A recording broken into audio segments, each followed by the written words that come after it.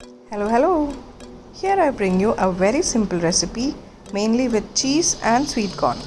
It's equally loved by kids and adults. Let's see the ingredients. Cooked sweet corn 450 grams, 55 grams of chopped onions, 50 grams of chopped bell peppers, 80 grams of mayonnaise, 300 grams of shredded mozzarella cheese, salt and pepper as required, and 2 to 3 pinches of dry basil optionally.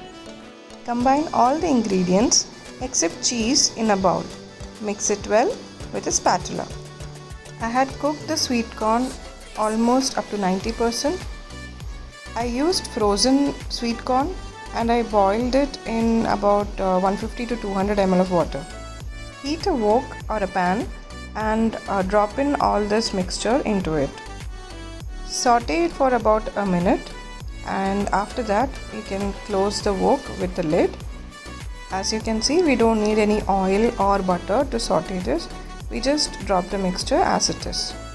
Keep it closed with the lid for another minute or two, and then after that open it and saute it once again for another 1 minute. Now you can add the shredded mozzarella cheese.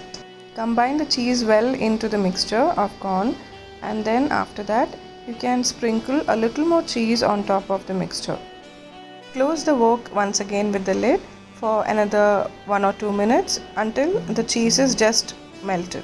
Do check the description box for any tips that I might have mentioned regarding this recipe. And here we are, our cheese corn meal is ready. I made this as a snack and also used the leftovers for breakfast as well. It serves up to 5 to 6 people. And need I mention, it's a yummy, delicious dish. I hope you enjoyed the video and will definitely give this recipe a try. Thank you so much for watching.